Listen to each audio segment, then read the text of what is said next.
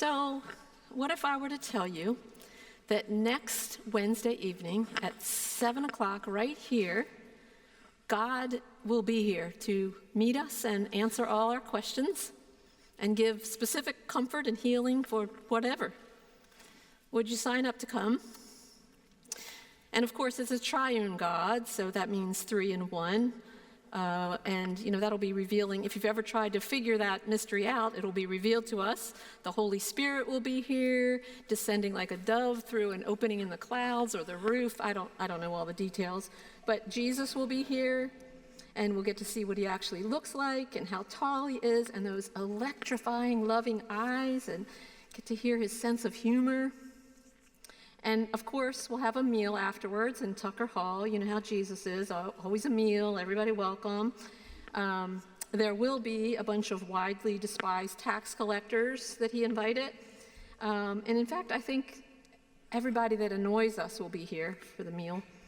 And when I was first writing this announcement, I was dictating it into my phone. And when I said, everybody that annoys us will be here, what came up on the screen was, everybody from Illinois will be here. So, voice to text error or the Holy Spirit, I don't know. But that's a big crowd. But Jesus said there would be enough food if we just had a few fish and some bread. That doesn't seem like enough, but what do I know? And with God meeting us here, if you've been thinking about bringing a friend to church, that would probably be a good idea next Wednesday at 7. Now, I know all of you think I'm serious, but I'm actually kidding about this event. It's not happening. Everybody from Illinois will not be here. Sorry. But the truth is that even though that's not happening as I just described it, the underlying essence is real. God will be here to meet us. The Holy One was and is and will be forever here, meeting us, showing up. And Jesus tells us that in the gospel today, saying we need to be ready and awake. This is what the season of Advent is about, which we begin today. Every year at this time, a time to practice being awake, to be reminded of this coming. The word Advent means coming, and in the Latin it carries the sense of an arrival or presence. So what I'd like to reflect on today is, what does it mean to be awake? And in particular, what is it that keeps us asleep such that we miss the coming of the Lord, this presence? And of course, Jesus is not talking about being awake by denying ourselves physical sleep. He is, of course, talking about spiritual awareness, consciousness, being vigilant and ready, open to the reality of the coming that he is pointing us to. So before I dive into the things that distract us from being awake, just a little context about the gospel we heard. The part we heard is very near the end of Matthew's story of Jesus' life. It's just before the final week, the crucifixion leading to Easter. And what we heard is part of a long answer to a question from the disciples. Actually, it's the longest answer to a question that Jesus gives in the entire New Testament. The question came up 2 chapters before our reading today when Jesus mentioned the destruction of the temple. And now keep in mind, the temple was the pride of the Jewish nation, nearly 500 years old, massive, occupying over 35 acres. If you want to know how big that is, compare it to Brown Stadium, which is only 17 acres. This massive structure was standing on the hill of Jerusalem, the largest temple in the ancient world, dazzling white marble and gold ornamentation, representing all that is sacred. And Jesus says, yeah, this is all going to come down. Which it does 40 years later, but the disciples are stunned. What? When will this be? Is this going to be the end times? Are you going to be here? These are understandable questions for the end of Jesus' ministry on earth. The disciples were seeking human-sized answers to things that don't come in that size. But these are relevant questions for us as well. What are we waiting for? What are we expecting or hoping for? What do we believe is real? Jesus' answer is known as the Discourse on the End Times. It's a dense theological mix, including the destruction of the temple, the end of the ages, the second coming, the realization of God's realm of love, and Judgment Day. And the answer is also known as the Judgment Discourse. And just consider this about judgment, this idea about judgment from the brilliant and prophetic Old Testament scholar Walter Brueggemann.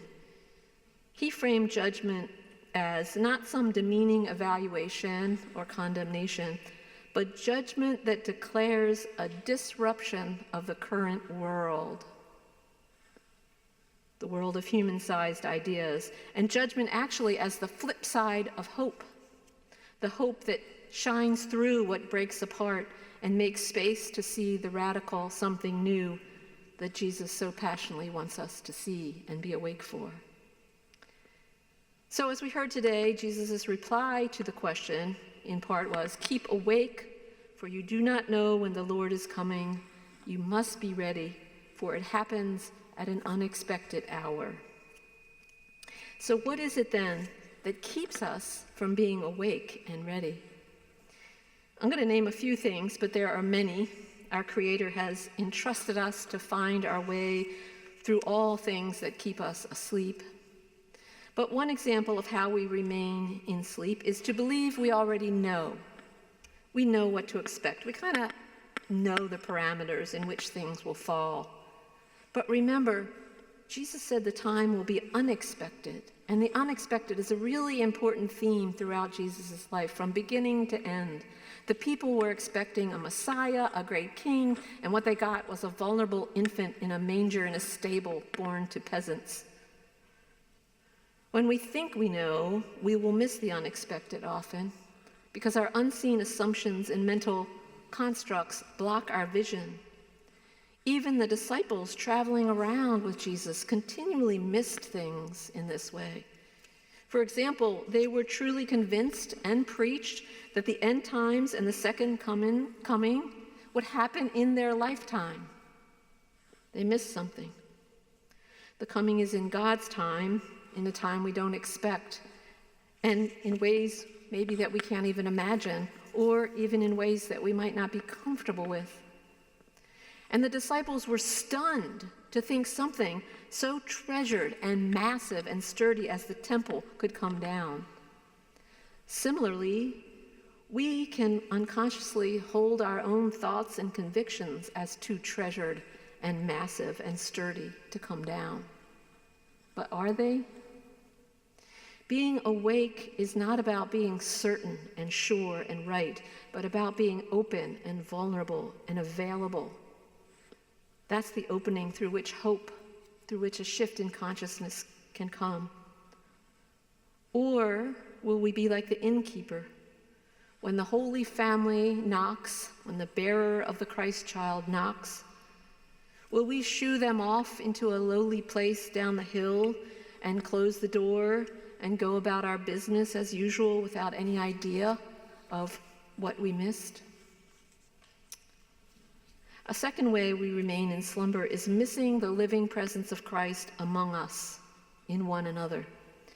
And now, sure, we remember that Christ said, "Whatever you did to the least of these brothers and sisters, you did to me." And we like to hold up that we do support the marginalized and the immigrant and the oppressed. But what about all those people that annoy us, that Christ always invites to the table? What about all the people we feel hurt by? Our family members, our co-workers, our next-door neighbors, the people in that other political party.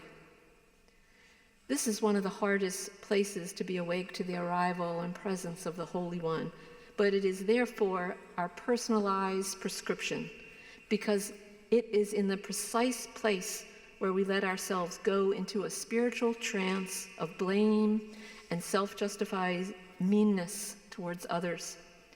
Developing a case against others is like a sleeping pill. We descend into a dream that says, they deserve it. They did this and they did that, and I interpret their behavior this way, so therefore that's reality, and I can punish them with cold walls and harshness. Now, on the other hand, are there people in our personal lives or even in our civic lives who are objectively cruel and genuinely destructive? Yes, we know there are. And isn't it then realistic and wise to hold them accountable and to act in our personal lives to create healthy boundaries, or in our civic lives to pursue justice and work for justice? Sure, that makes sense. But there's a difference between recognizing the harm and doing whatever we can to rectify it versus adding more hate and viciousness and cruelty to the world and feeling justified in doing so. Will we be awake in these unexpected times? Theologian Morton Kelsey wrote of the innkeeper, but perhaps of us, we never know in what guise the Christ child will come to us.